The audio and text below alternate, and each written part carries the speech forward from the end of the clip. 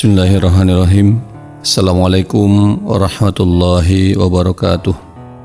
Alhamdulillahillazi arsala rasulahu bil huda wa dinil haqq yuzhiru ala dini kullih wa kafa billahi syahida wa kafa billahi nasyira. Asyhadu an la ilaha illallah wahdahu la syarikalah wa nashhadu anna Muhammadan abduhu wa rasuluhu nabiyya ba'dah.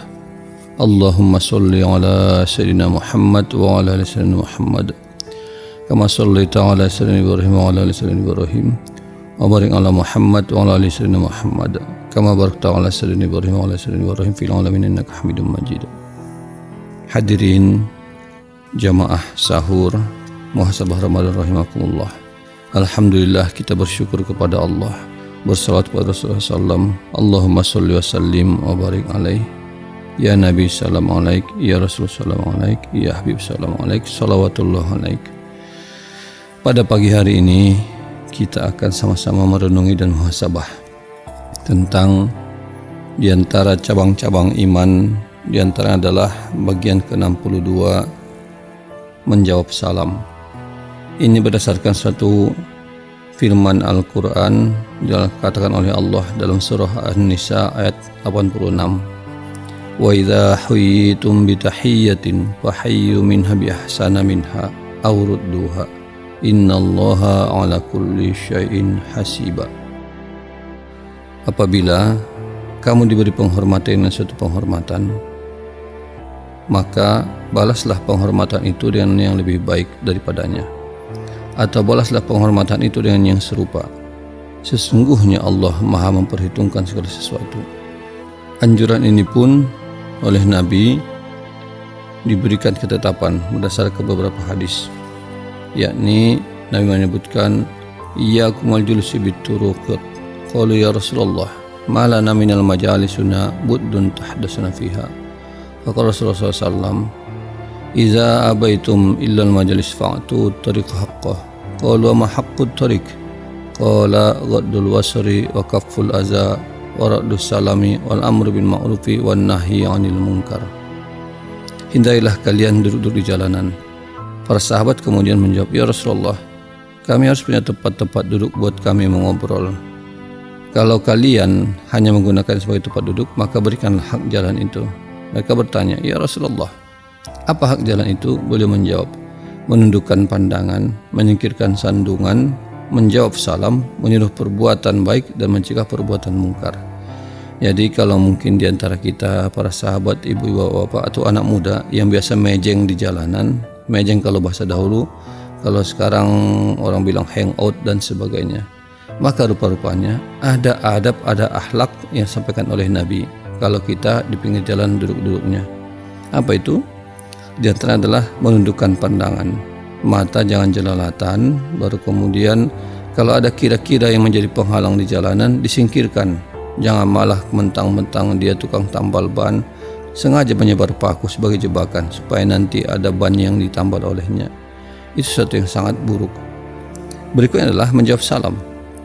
Nah, sebab secara etika, orang yang berkendaraan itu mengucapkan salam kepada orang yang duduk-duduk. Orang yang duduk yang sedikit mengucap salam pada orang yang banyak.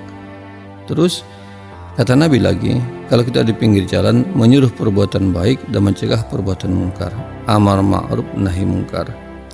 Dalam hadis lain Nabi mengatakan dari Aisyah radhiyallahu anhu bahwa ada sekolongan orang Yahudi berkumpul mendatangi Rasulullah SAW. Mereka mengucapkan assalamualaikum. Nah, assalamualaikum jadi tanpa lam, assalamualaikum, semoga kamu celaka. Tapi Nabi hanya menjawab semoga kalian juga. Assalamualaikum waalaikum. Kemudian Aisyah memaki mereka sampai Rasulullah SAW berkata, mahlan ya Aisyah, mahlan ya Aisyah. Nah, tenang ya Aisyah, tenang. Kemudian Allah tidak menyukai ucapan kotor dan membalas ucapan kotor. Aisyah berkata, ya Rasulullah, mereka mengatakan begini dan begini. Maka beliau Nabi menjawab, bukankah aku sudah menjawab mereka? Lalu Allah pun menurunkan ayat, dan apabila mereka datang kepadamu, mereka mengucapkan salam kepadamu dan memberi salam yang bukan sebagai tentukan oleh Allah untukmu. Nah, wa iza ja'uka hayyuka bima lam yuhayyika bihillah ila akhir ayat. Hanya kemudian Nabi cukup menjawab dengan singkat, wa alaika, kamu juga. Memang Pak Ustadz, apa sih assalamualaik? Semoga kamu celaka. Jadi assalamualaik, keselamatan bagimu. Assalamualaik, kecelakaan bagimu. Nabi jawab, iya engkau juga wa alaika. Sepadan, seimbang. Nah, ini sangat sederhananya bahwa ucapan salam itu sesuatu yang memang dalam tanda kutip kalau orang bilang secara bahasa bagi yang mengucapkan pertama itu sunnah, tapi menjawabnya menjadi wajib. Dari Jabir dikatakan juga bahwa Rasulullah SAW menyampaikan, barang siapa yang diberi sesuatu lalu dia bisa membalas, maka hendaklah dia membalasnya. Tapi kalau tidak, hendaklah ia berterima kasih dan memuji pemberi. Siapa yang memuji berarti dia telah berterima kasih, dan siapa yang menyebutkan tidak memuji berarti telah mengingkari pemberian itu. Orang yang kenyang dari apa yang tidak diberikan kepadanya ibarat orang yang memakai pakaian palsu. Nah, makna sederhana bahwa kita itu harus menjadi makhluk sosial yang tahu berterima kasih. Dikatakan oleh Nabi Muhammad SAW, la yashkurullah man la yashkurun nas. Tidak dikatakan bersyukur kepada Allah orang yang tidak berterima kasih kepada manusia. Maka terima kasih RRI, terima kasih pendengar, terima kasih kaum muslimin dan muslimat atas semua kebaikan-kebaikan telah diberikan kepada kita secara pribadi dan kepada keluarga. Ucapan adalah ucapan yang baik, yang dalam artian sederhana hanya ucapan salam, tapi sejatinya di dalam agama Islam itu sangat penting untuk diberikan jawaban.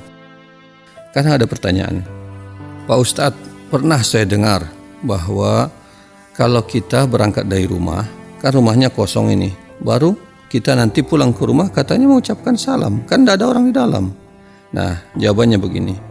Dalam hikayat dan riwayat disebutkan, ketika rumah ditinggal dalam keadaan kosong, maka sejatinya akan ditempati oleh makhluk-makhluk lain.